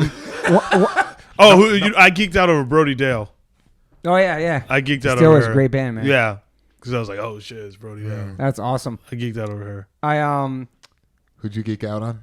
Who? Jay-Z. Wow. Jay-Z. Oh, shit. You met Jay-Z? Yeah, with Rap's friends with him. So he invited me to go to some show, and we went backstage, and it was just like me, him, and Beyonce was on the couch, and I was just standing there, and I was super fucking kidding I think in Rap's... I love this story. Because Rap's like, yo, it's my man Jay. We can go see him. I'm like, cool, let's go. And I was just trying to play it cool as a stand. I guess the aura I was giving off is that I was nervous, and I was either nervous or I was trying to be like, I don't know.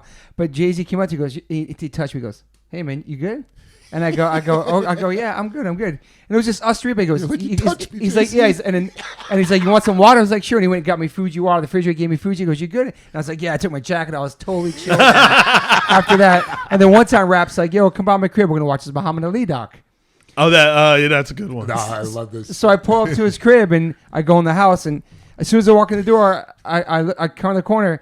And it's just Nas and Rappaport, and they're doing bong hits on the couch eating chicken. And I was like, what's up? And he knew, I could see Rap's eyes. He knew that I was a fan. He invited me over because, whatever. Yeah. And so I'm just chilling it. And then I was like, offer me a bong. And I was like, nah, I don't do that. I'm straight. And Rap's like, yo, he's straight edge. And I was like, what's that? And so I told Nas what it was. He's like, you want some chicken? I was like, nah. And Rap's like, nah, he's one of those vegan weirdos, whatever. So everything they offered me, I didn't take any of it, and I just chilled there and watched his doc with them. It was fucking bananas. Dude, that's got to be insane. And then we went and saw Jay-Z again, and the second time we were rapping, like he gave me like a pound. Like we went and saw him a couple times that year. I forgot what album it was. No. But it was like, it was pretty fucking surreal, man. Because those are my top two. Those two. Oh, 100%. Yeah. It was pretty. I mean. And then Madonna I met twice. Yeah. And Madonna was once at CB's. Once at CB's, and I had a picture of my wallet, and I showed it to her. She signed it. I have it framed on the wall. Wow. But it was like Cypress Hill and Booyah Tribe playing CBGB's the night before Lollapalooza got rained out at Randall's Island. She came to that show with Freddie DeMann and Guy Osei or whatever. Blah blah blah. Fast forward, she's trying to sign Rancid to Maverick, and we open up for Rancid at the Roseland. And I see my wife on the VIP section as I'm performing. She's going like this, and she's pointing. She's standing behind Madonna, pointing at Madonna while we're playing. I'm on stage. I was like, holy shit. So after the thing, Lars said, yo, come down. I want to meet somebody. And I think they knew the story about me showing her my tattoo for meeting her. But then they came downstairs, and fucking she's standing there, and it was like the 90s during like the erotica where she was wearing a see-through slip. So you could see like her bra and underwear. It was like a thing. Hello. No, but they were wearing slips back in the 90s. Yeah, that was I remember. Like a thing. I walked down, and Lars, this is my man Toby. She goes, I remember you. And she grabbed my arm and showed her manager my tattoo. Wow. And like all my boys, like the hard New York dudes, my boys are with me. They're like, everybody's like, holy shit. And I had this moment that she saw that remembered me, whatever. And then and then I end up in this coffee table book. I'll show you guys after. I have a whole page in her book, and it's a picture of me at CBS and talks about me meeting her. It's like a story, like a hardcore singer's band covers Like a Prayer, and I met her. Anyway, that was like a fucking highlight of my life because I loved Madonna growing up. Damn, but so Madonna, Jay-Z, and Nas, I'm good. Chris Martin I met too, which was a moment. But anyway, the recent highlight I had was I haven't met him, but it was on Instagram. I saw that Travis Barker had liked a photo of mine. What up, Trav? And I thought it was like, this is a fucking joke, you know? It was I was like, really, Travis Barker? And then I click on the page. I was like, that is Travis Barker. And I already followed him, but I was just like, I just didn't think that was it. That's cool, man. And I was like, how did he just like this photo, you know? And then what photo was it? You were like a shirt, it was me in a Rancid shirt. Yeah. And I go to like look, and I was like, oh, is he like follow me or something? And sure enough, he fucking follows me, and I was like, damn, this ain't real. Trav's the best. Shout out to Trav. I was like, how does he even fucking know who I am? That's you know, so like cool, it's. Man. And I was like, I was geeked the fuck out. You know, like that's cool. Yeah, I don't know. Yeah, that was probably like the most, and it wasn't even like I met him. It was just like, well, that's cool to me. Yeah, you know what I mean? Joey C. We still need that follow back. Oh yeah, Joey C. We need that. Listening, follow back. Yeah, Joey C. And then there's some people like that I don't want to meet. Yeah, that I never want to meet. People I think it's better not to meet. I don't know. Yeah, there's some people just want to keep over there and keep them special. You know what I mean? Yeah. Mm-hmm. Yeah, there's some people you just want to like, leave it. I mean, who did I see? I love Fred Armisen. Oh yeah, he's a hardcore, he's a punk rock. He's got knowledge too. Yep, man. he's got knowledge, and you know, I've seen him so many times, like in passing, like at festivals and shit. Yeah, but I still haven't like. I even saw him at Swingers one night. Nice. Still, and all my buddies were like, "Yo, he's here," you know, like because they know I love him, you know. And I was like, I can't fucking do it, man. I gotta leave him be. I saw him play drums in this thing. It was a benefit right before this, maybe last year. Oh yeah, he plays drums. It was drums. him, Moby, Tony Kanai. I went to invite him. I got to stand behind and play drums, and they did like Iggy Pop covers. Yeah, and shit was like it the that. Johnny Ramone? Yep. Yeah. It was cool. Yeah, they do a thing for Johnny Ramone every year at the cemetery. At the cemetery. Yep. It was really every cool. year. Yeah, it was really cool. Who the year before that, Billy Joe Armstrong was there. Yep. Who else was there? Tim pulled up. Jonesy. Jonesy. From Steve Jones, Sex Pistols. Yeah, Sex Pistols. Yeah. He was there for it. Yes, a lot of people. Yeah, it's pretty dope. I used to live real close to that cemetery, and I just go walk it because it's like nice. Yeah, it's just pretty like intense. Chris Cornell's in there too, right? Yeah, he's right next to Johnny Ramone. Wow. Yeah. And I want to mention, we mentioned Swingers twice. So Swingers is a 24/7 diner in LA. It's fucking amazing. People get amazing. down. Banging vegan options. Banging vegan options. And they just closed for a while, and now they're back. And they opened up a couple weeks ago, and I went there 2 days in a row, and then the shutdown happened again. So I feel so bad, but I'm so happy Swingers is back. It's a great story. At least they're doing like online though, yeah. Yeah. But Swingers is like Swingers is my spot, dude. I like diners. As soon as I like that you went there and like you kind of like took it all in. Like, after you did the stand up, you go there and sit down and kind of like every time, dude. Man, it makes every sense. time, man. You go there solo? Yeah, I would go solo or with just like one homie. But yeah, every night after a show, like that was like my thing to do. Is just like this reflect, man. Like I love reflecting because I love to like understand. Just because I think learning is fucking endless, and you know there's always something to be learned, and so it's like that's what Swingers was for me, just to go there, and a lot of times I'd do like, I just want a basket of fries, and something I'd get but like it was just to like really understand what the fuck happened tonight. Yeah. You know what I mean? Like that's go through in your head again. Yeah, man, because it's like, when I set out on this journey, like it was kind of like just like, I'm gonna just fucking move. Why not? I love that, dude. Why not? I love that. Fuck it. It's like, I mean, what do I got to fucking lose? Take a chance, dude. It's like, why not fucking take a And it's take working, a man. It's amazing. Yeah. Your journey's amazing. Yeah. Man. I mean, dude, if it wasn't for like journaling, right? And just documenting every fucking thing, I don't think I'd be as level-headed, as I am right now. It's a, and I just take I even thought about like, I'm like, who are the people that I'm inspired by? And I've listed all these people, and I even took a deep dive. It was like, why am I inspired by this person? What is it that they do? All these things. I just look at it. It's like, oh, like they all have this similar thing of this like, just really, that label of doing what you love. Totally. They all have that mentality. Meanwhile, like, Dave Grohl being one of them. Dave Grohl's fucking, massively rich, but like his attitude with it is not even. It's not even about that. It's not about like the buku money. It's about the fucking thing that you love. Yeah. Right. And I appreciate that. Because and like I'm like, why have I always loved Rollins? Oh, because the guy doesn't stop learning. Yeah. I could do that too. I could fucking learn. I could just constantly learn and learn and learn and just get to know and like, why not? You know what I mean? Yeah. Why the fuck not? Is this something you want to be comedian for the rest of your life? Oh yeah, I love it. Yeah. It's where I'm like the most 100%, like, because it's like with acting, like you're playing this character. Yeah. It's like, but like comedy, like that's just my fucking full on honesty of me and everything that I think.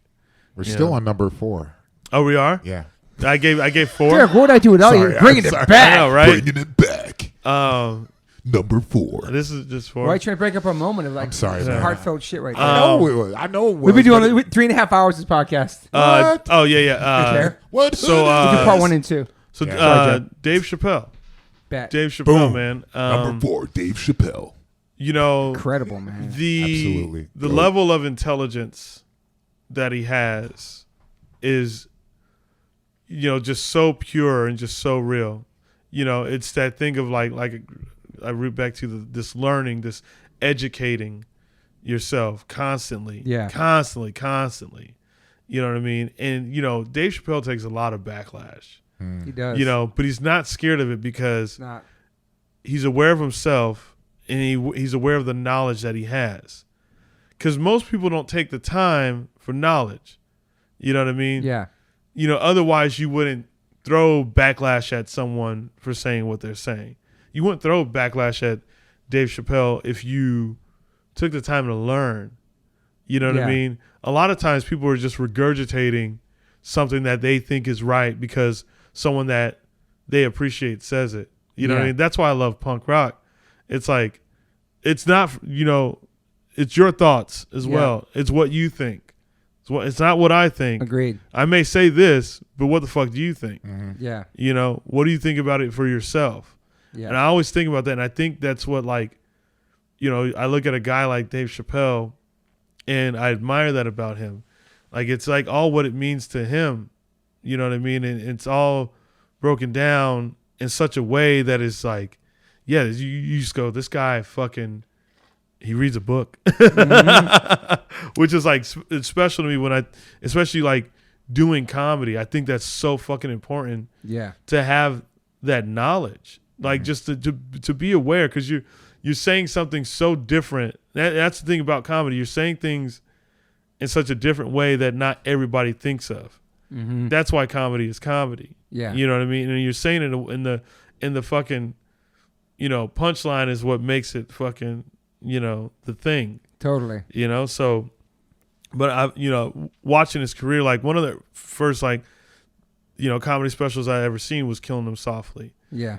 And it wasn't like this thing like I thought was like, I was in depth, like with understanding it. I just thought it was so fucking funny. And then later on, I'm looking at it and I go, that is genius. Mm-hmm. It's funny and genius. You know what I mean? And in the way, I just love his story too. Like, everyone thought he, people like, I remember when people thought he was crazy for leaving the Chappelle show. Yeah, man. I remember I was like, why are these people just saying this about this dude? I was like, he hasn't even had the chance to speak on it himself. I know, man. Right. It was always but everybody's already labeled it as this this thing. They say these crazy things, and I'm like, he didn't even get a chance to tell you. Facts, man.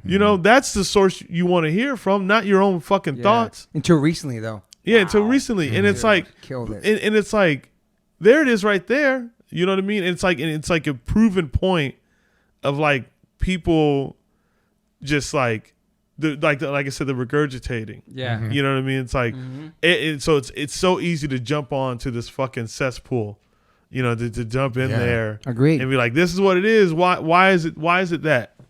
No one ever goes that to the fucking person that had told them that. It's true. To the source. Yeah. Why? Like, fucking punk rock says question everything. I fucking do. Right. Yeah. I fucking, it's like, why is it that? Right. Why do you think that's why he left? Do you know? Do you talk to him? You know what I mean? Like, that's how I feel. Yeah. And this is before I was a comedian. I was still in high school, like, when that whole thing went down. So it's just like, why is everybody, I was like, he's not crazy. Yeah.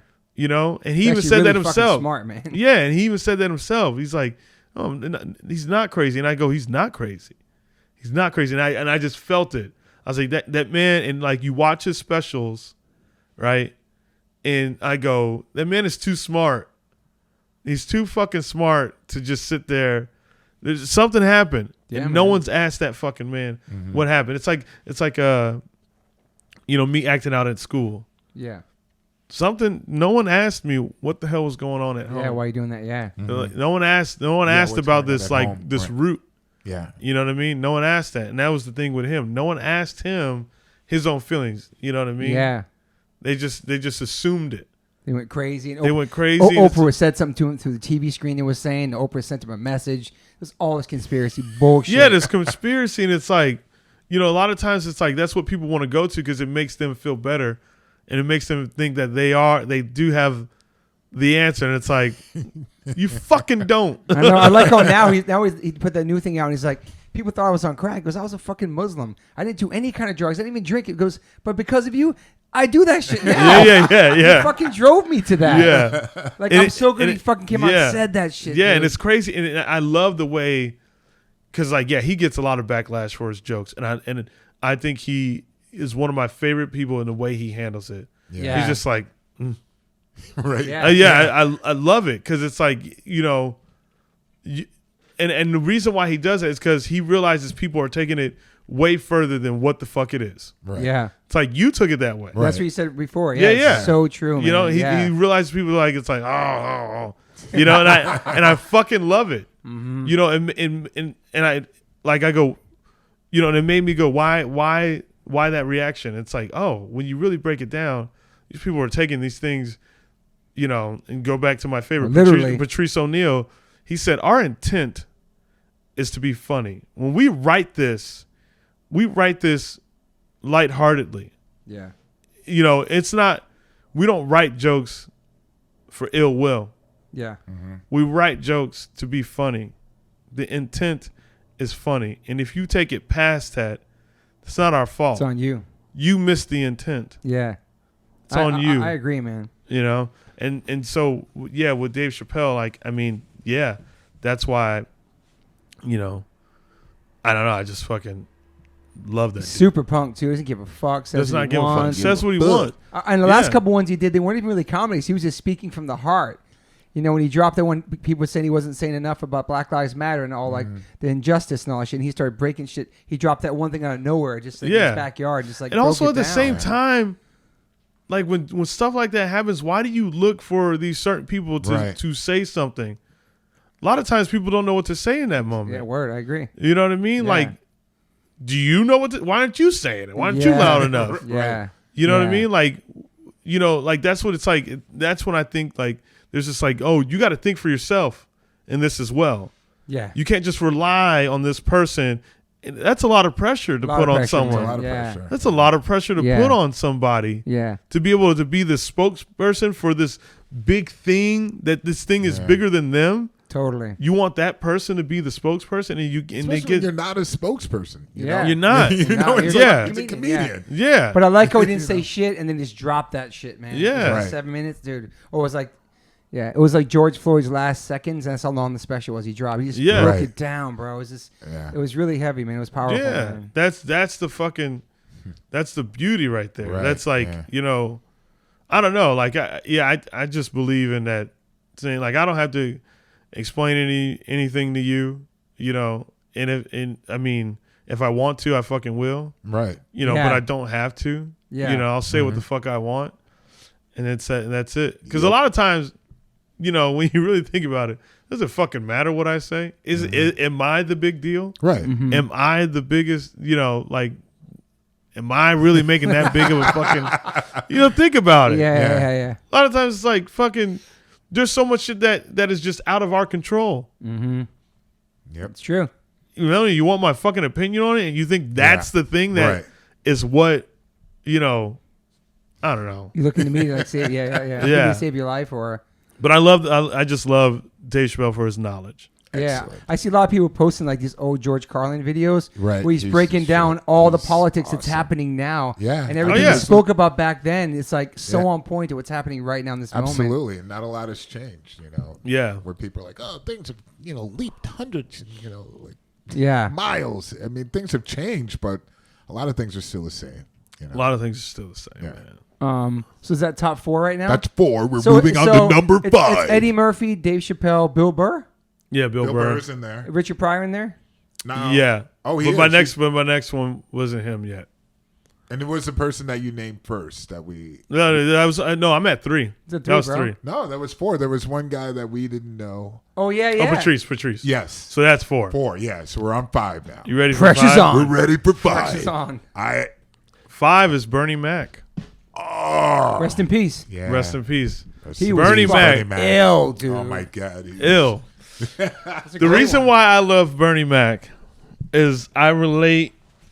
Like, he did this thing. He does this thing. Well, you know, he did this thing on stage where he had this anger, but you could laugh at it. Mm-hmm. And I was like, oh, that's me. I was like, people can laugh at the anger I put out there. Like, I don't have to, like, they won't get uncomfortable if I, you know, and I saw that in Bernie Mac. Because he had this aggressive, like, someone a bitch, motherfucker, you know, like, you know, like, it was like this anger, but you could, like, it was a fun. Oh, yeah. He made it fun. And I was like, oh, that's a fucking thing. And his eyes and his face. And his eyes and his face. His eyes would just get big, you know, and you know, I watch, videos of him just like all the time, and he has such a wonderful fucking story as well. Like, he had quit comedy. He had a daughter, and because he was doing it, and then he had quit because he had a daughter, and he was working like some like factory job, just really trying to make ends meet, and he wasn't happy, and he was trying, but he was doing for his family, his wife and kid, and his wife was like, all right, you need to quit this job. Mm-hmm. You need to go out and do comedy. She was like, and I think she, was doing the job, the bread maker. Yeah. She was like, go out and do comedy. Go like do this thing. Because she realized that made him happy, and he was a very knowledgeable dude, and he said things like, he knew his lady was his ride or die, because she was with him during the times where it just was dog shit, not popping, not popping, just the toughest fucking moments, and like him realizing all this stuff and realizing his own personal life, and it was aggressive life that like he grew up into, so, and he was able to put that on a stage, and it was funny to people, and it was fun. His anger is funny. And I was like, fuck yeah. And I felt that, like as being someone who's like, all I know is anger. That's the thing I know the most is anger. Yeah. You know what I mean? I find it so hard to believe. It's so baffling with him, man. I know your whole story now, though. But. I mean, just what you give off is the last thing I think about is anger. Yeah. So like I said, I work really hard at it. Like, you wear the anger well. I fucking do. But that's the thing about it. I saw that and I was like, oh, fuck yeah. And it inspired me, to be able to like have that too. It's like, oh, you can do this. Mm-hmm. You can fucking, have that. And I was like, fuck yeah. So that's amazing. That's Bernie Mac is top 5. That's a sick top 5. Yeah. I might be scared of this guy in the mosh pit. I know, and I'm getting a little bit worried. I've never fallen in a mosh pit. You probably. I can see you going hard too, man. I love it. Yeah. One of my favorites. Who did I go see? Not so, Bad Religion. Those pits. Oh yeah. Yeah, they have the big old circle pits and shit. Some West Coast. That's a West Coast pit. I haven't been on many West Coast pits, but I've seen a lot. Yeah, it's different. I mean, I'm still it's great, but it's terrified from the most terrifying is the New York pit. Ended up just being terrifying. Bro. Oh really? So it was just like, my god. Scary. There was some scary times, joke. man. Dude, I remember I was watching some doc where Bad Brains were talking about when they first went to New York. Right. Yeah, man, from DC. And how it was like their first like show in New York, and how it was just fucking insane. Way different dance styles, aggressiveness, all that. You should check out the Bane doc. This band Bane. Hardcore band from Boston. Okay, yeah. They have a great doc out now. It's a pretty good doc, man. Yeah, it's really. I knew nothing about them, and it was a good doc. Yeah, it's a career build up to their last final show. Yeah, it's pretty emotional. It's really well done, man. Really? I've watched so many fucking. That's a great punk rock docs. HR doc's dope. I like that. Oh yeah, I got to watch that one. Wow, yeah, that's that a was great one, really right? insightful. I was like, wow. We talked about filmage already. There's so many, man. Do you see Suburbia growing up? Punk rock movie Suburbia? No, I don't think I've seen Suburbia, bro. It's a class. It's weird to watch now. Again, I'm like, wow, that's some crazy. You should check it out. Yeah, another State of Mind. Yeah, I've seen Another State of Mind. That's a good one. Mine's a fucking. I love that one. Suburbia, I love, but it's funny, like how things like change over time. Like, oh wow, they said that then. Yeah, some of the things they said back then. Did you like Repo Man? You always talk to me about that. I wasn't like the biggest fan. That was like a punk movie. I was really into Repo Man. Oh, really? But Suburbia was like really got me into like certain Flea's bands. in there. Flea's in Suburbia. Oh, yeah? Yeah. It's a pet rat. And there's like, there's TSOL. Yeah. There's the DIs. There were live performances live in there. performance. Oh, really? It's gnarly. Yeah. It's gnarly. And that's when I was like, this. I mean, I remember being totally influenced by those bands because of that. I was like, oh, this is amazing. Dude. We need a Suicidal Tendencies doc. I know. Oh, yeah. Definitely That's shocking that there hasn't been one. I know. Black Flag one, we already mentioned one. Black A Flag. Rancid doc. Rancid doc would be cool. good. So many fucking docs. Minor Threat doc. Minor Fugazi Threat. doc. Yeah. Oh, Minor Threat one would just be amazing. Yeah. I mean, I have the VHS live they put out a long time ago. Disco put it out in the 90s or something. But Yeah, there's still to come. I mean, there's still time for them to put something together. Yeah. Yeah. Cool. This is the longest podcast I've ever done. I'm excited. Oh, fuck yeah. When we do have to make it 2-parter. It's fine, right? Two parts. Yeah. We covered everything. So we got his top 5. We have his top 5. We have his top 5 music too. How about any hip hop? I know you're a hardcore punk rocker, but hip hop? Yeah, you grew up in some hip hop too. Yeah. 90s shit. Snoop Dogg, man. Snoop Dogg. Yeah, you mentioned that Doggy Style. Yeah. Snoop Dogg, man. Was it West Coast for you only?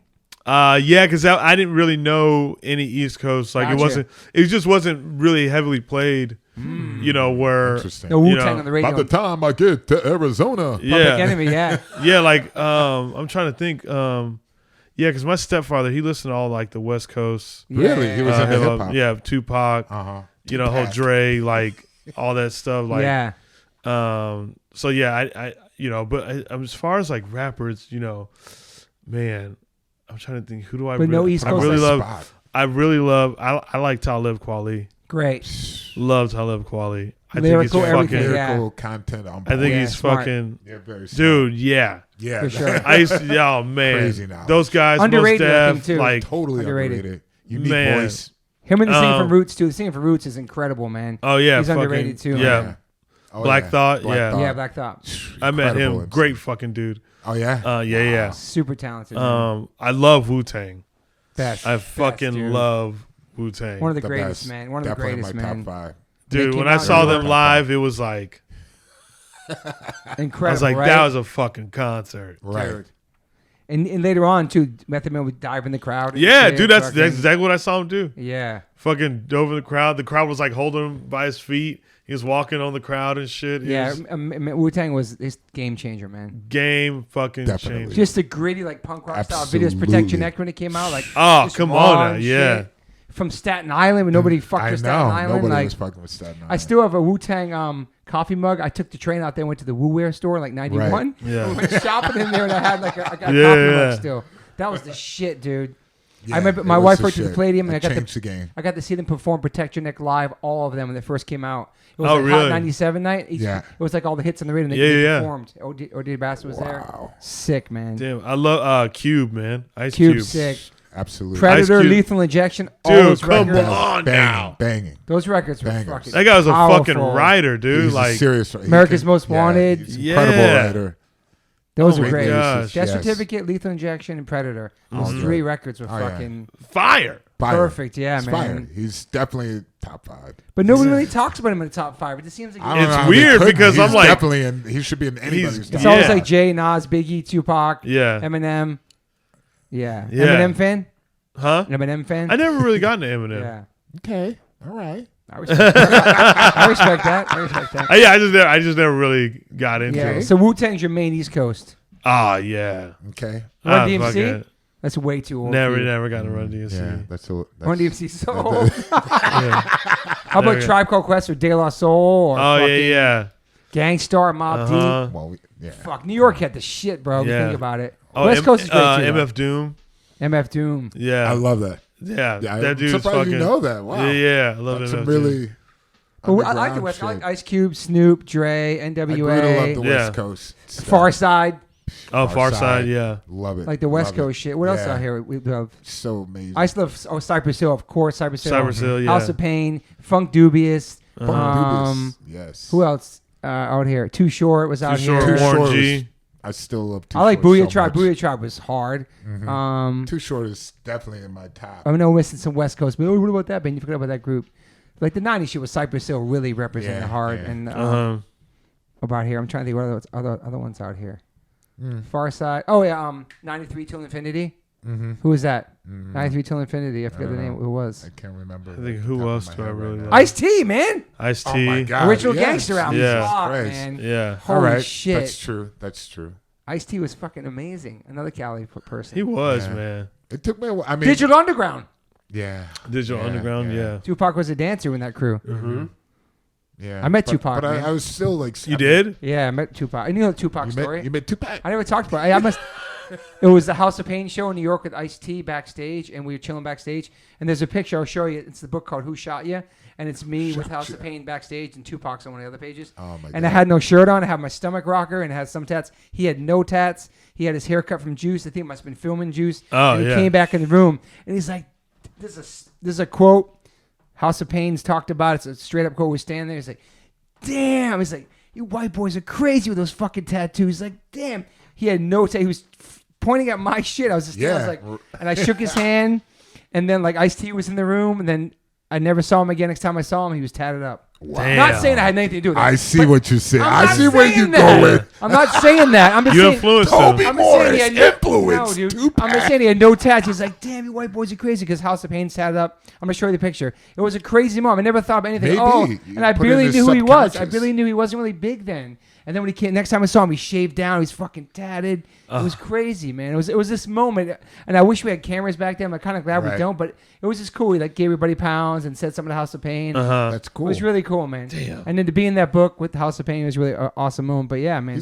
He was also an incredible actor, you know. Yeah, he was. He went to fucking art school in Manhattan. I know. He was super smart, Super focused, smart, man. like poems and shit. Yeah. Like, Very, Yeah, very that his talented, story. man. Yeah, that at the end of it. Yeah, that ending is sad. yeah, really man. sad, Yeah, man. I was so obsessed on those docs because Biggie got shot right up the street on Yep. Fairfax. Oh yeah, we Right drove by by my it. hood, Yeah.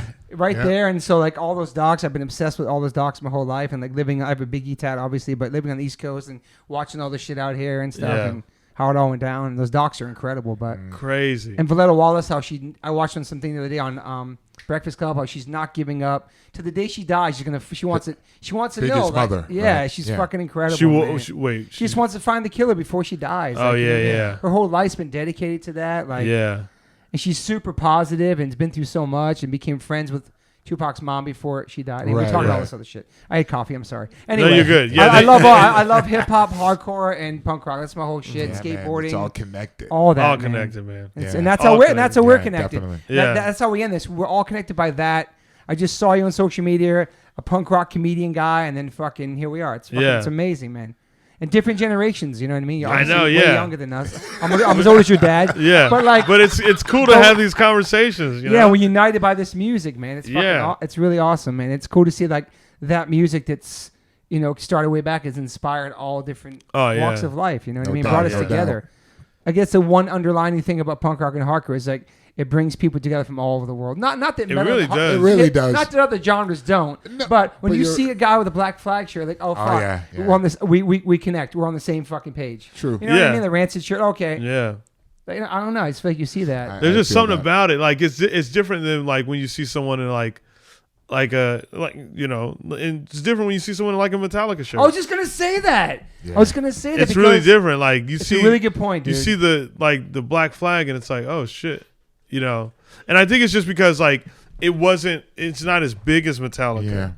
Yeah. People know Black Flag, but it's like not everybody. I mean, anytime I wear this, people are like, "Oh shit!" Yeah, You gotta know? kind of know your shit. And If that, you're Yeah. really and that, rocking yeah, a black flag. it is worldwide. It's a really is, but well-known logo, but it's but not you're like right. Metallica. Yeah. Yeah. Like you really Metallica's like like, the oh, big someone's in a Metallica shirt. yeah. You got to know that to know that shit. Yeah, You gotta- exactly. you gotta gotta know be in that. the And if know. you know it, you know the lyrics, you know what it represents, you know what it's Oh, about. yeah, yeah, So you there's- know you both true. are on Right. the same You already have page. some. Yeah, you already on the same page. That's so fucking cool, man. Just a logo like that, 4 fucking bars, 4 man. bars, Yeah. man.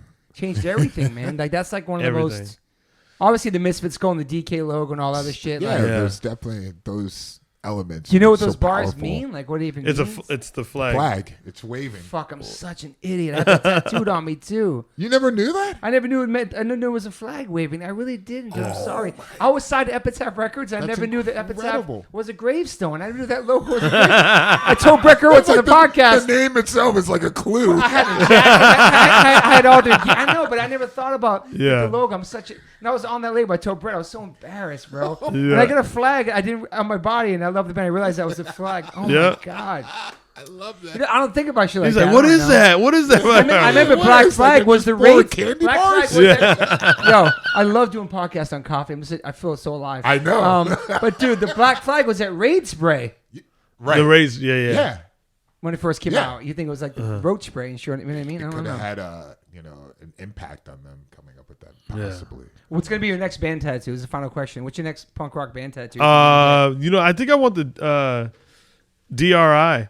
Wow. Yeah, yes. I think that. Who am I? DR in my bed, crashed out. Slice of death, wrapped up. Dude, the songs are so fucking fast. I mean, it was so rebellious. Like, so fucking rebellious. System, they can't have me. I don't need society. When I heard that song, when I heard that change, as a kid, me too. Fucking changed me. Yep, me too. I heard that and I was just fucking. Like, it's like, and I felt it. You have to. Yeah, system says I told you so. Yeah, when I heard that, like in like my life. Reading those lyrics, I was like, oh, it's a rap.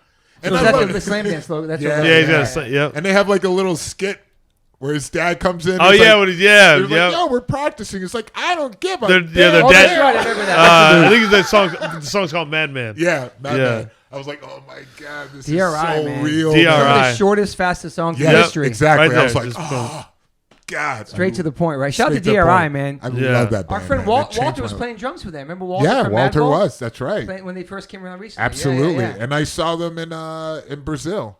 And you I saw did? them in the Yeah, US. they play overseas a lot. Yes. Yeah, man. People love them. They can play like 30 songs in 15 minutes, right? Yep. Yeah, man. So fast, so man. sick. Cool guys. They have a cool video on YouTube of them at CBGB's. That's really dope.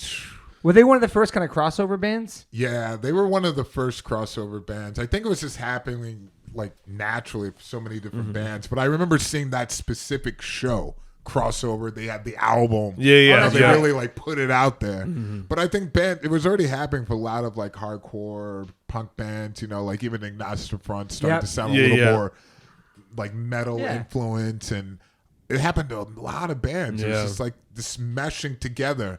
And it started to be less segregated, the scene. Yeah, unifying the metalheads and the skinheads and the punk rockers. A lot more. Like Motorhead really did that too. Oh, yeah, absolutely. Big time. Took the Cro-Mags on tour. Yeah. Back then. Yeah. You're right. A lot of those bands really they weren't afraid to like take that plunge and like invite a hardcore band on tour with them, and which is so cool. Because it was such a divide. It was a weird segregated time, but then it just started really melting together. There'd be like a guy in the band with a shaved head and the guy would have long hair and guitar. Right. Shit. Yeah. Started singing that. Yeah. Brutal Truth, all those bands that came out. It was cool, It was like, is that band from New York? They got the long hair? Brutal Truth? Brutal Truth? That's so funny. Pantera had that look. Yeah. Pantera's interesting though, because I remember seeing them the first time, and I was like, I fucking do not like this. Oh, you did it? No, what band? They were. It was like Pantera and this band called Mind Over 4, and they were this incredibly unique band from California, and they had crazy songs, and just I thought they were just insane. I was like, I'm a huge fan, and then Pantera were with them. I think it was Cowboys from Hell. Yeah, and I was like, I don't like this. Really? I was just like, what was it again? Cowboys from Hell. No, what band you talking about? Oh, Mind Over 4. Okay. And then I was just like, Mind Over 4. And I was like, Pantera, I'm going to take a seat. And they was just like, And I just wasn't really getting into it. I was like, these guys are kind of like posers. Really? Damn! Yeah. And then they came back after that with, Vulgar Display? Yeah. Shaved his head. They became... He looked like he had army shorts like a New York hardcore. And then he became... That's what I'm saying. He loved New York. He loved New York hardcore. Yeah, he did. He does. Nazi front, I know Phil... And it was just like, it changed up completely. Their whole demeanor, the whole songwriting, everything. And I was like, okay, this is something else. It drew my fucking attention. I was like, holy shit. Like, I was so stoked on that. What I meant before was Brutal Truth was Nuclear Assault. Remember Danny Luker? That guy's band. He had long hair, but he brought Craig Sickball to his first show. But he was like a metalhead. That's and right. They were into hardcore scene, Danny, like all that kind of... God, he's such a cool guy, man. That's what I'm saying. Danny. He was a hardcore kid too. He was a hardcore kid, but metal. became more like really metal. Yeah, and he really united. It seemed so much of that scene because he's old school New York. That's Craig Sickball's boy. Yeah. Oh man, even Anthrax. Anthrax had love and respect for the hardcore scene. Yeah, man. Absolutely, it was so cool. That is true. Yeah. Damn. Fuck, we could talk hours about this shit. I know we go on and especially on, on coffee, man. It's just a fucking. I know. I love this coffee. Well, fuck, we covered a lot, man. Man. We got 2 minutes left. We make it 4 hours even. Anything else you guys want to say on here or no? I just remembered the freak out person that I freaked out on. Like a person that would freak out, a famous person. Tell me, bro. Gisele Bündchen. The fuck is that? You don't know Gisele. the biggest supermodel in the world from Brazil. According to you. No, I'm just kidding. Tom Brady. Is she Brooke Shields? No, I'm just kidding. Dude, she destroys Brooke Shields. Tom Brady, you heard of that guy? He's all right. I heard him. Yeah. Yeah. Well, anyway, it's his wife. She's bigger than his wife, actually. So you met her? I met her at you were shook? MTV. I was shook because I was like, whatever models. You see a million models, whatever. You know, they look good. Nothing special. But with her game is so on. Like you just like she looks you directly in the eye. You know that she knows herself very well, and she kills the game. You know, she's the highest paid supermodel I think in the world ever to exist. Jesus, and she just controls her shit. You know, like she's intimidating when you met her. Extremely intimidating. You know, she's as tall as me. I think even taller. It seemed. I was just looking down at you, but just super genuine, super sweet, and I was just like, I live in Brazil, and I can kick some Portuguese. Yeah, just stutter like, fucking Stanley. I was like, let's go, Giselle. Just hanging out here. Little kid and shit. But little kid. But last night you got a follow back. Last night you were really excited. You posted this follow back. Yeah. It's Travis Level. Yeah. And who is it? Chowder. What's her last name? I don't know her stage name has just always been that, and it was like I grew up like watching her with her hit line, you know, and all the like weird shows that she. And last night she followed you back. You posted like, "Oh my God, she followed me back." It's like I couldn't believe it. She's a fan vegan. Moment. She's a plant-based super fan moment. I'll show you a picture. He probably knows about it if you see her photo. Charo. It's like Charo. Oh yeah, Charo. Yeah. Charo. She's old school. Yeah, old school as well. Yeah. Fantastic. Yeah. She's just incredible, man. She followed you back. You got excited. She followed me back. She liked a bunch of my stuff. I was like, oh my God, that's a Charo, man. Yeah. It's just like, this is incredible. And she's an amazing guitar player. She's classical shredding. Flamenco style, you know. Oh God, Yeah. I was just like, oh my God, it just played for me. You know? Like, she's incredible. I feel that way about Sheila E. Oh, watching her play drums, right? Damn, incredible. Fucking insane. Oh yeah. Man. Yep. Like I think she like a cool video about Prince when he came out. It was like super emotional. It was super tight. She's incredible. Oh, Sheila, let me love you till the morning come. That's right. You're a drummer too, man. Yeah. No, I wasn't. What? I thought you played drums or something. I mean, I know how to play them, but I'm not a drummer. You could play a song though. Yeah. Yeah. I'm not a drummer. Yeah, I'm not. You play guitar too or no? I could kick some guitar. We should do like a jam session, man. Us three would be Let's do it. You can keep a beat though, right? Yeah. We're done. We got a band. Yeah, nobody talks about Sheila E. too, man. She's fucking incredible, man. She's incredible, man. Fuck, she has so many bangers, so many. Her dad was played percussion for Santana for like years. Oh shit, I know. That's like how like she formulated into that. I thought Prince put her on the map, didn't he? He did. Yeah. But like she had the fucking skill already. What happened to Apollonia? Oh my God. She's still around. I heard she's still around though. Is she? Yeah. Yes. I watched a video of her talking about Prince as well too, man. And she's doing something that was trying to help like some of his archives and save them. And she had his back. And shit. Yeah. That's such an incredible movie, man. All the kids listening, you have to see Purple Rain. It's fucking go see it. It's great so movie. Incredible, man. Oh yeah. All right, Shapel, Lacey, thank you so much for your time. This is your life. And in 4 hours. And I know, right? No, we appreciate you, and I'm psyched to be you're part of our crew now. And we got to meet you. Yeah, no, this is dope. Is there anything else to say, Derek? That's right, man. Anything else to say, Derek? It's a pleasure, man. Oh, fuck yeah. Absolute pleasure. There's going to be a part 1 and part 2, people. I'm pretty positive, but I like that. So thank you all for listening. Peace. Yep. Hey, guys. Thanks for listening. Please rate, review, subscribe. If you haven't subscribed yet to this podcast, please do that. And whatever platform you are listening to this on, I'm glad you found me. You can rate me and review me on there also. So thank you guys sincerely for the support. I cannot wait for you guys to hear the next one.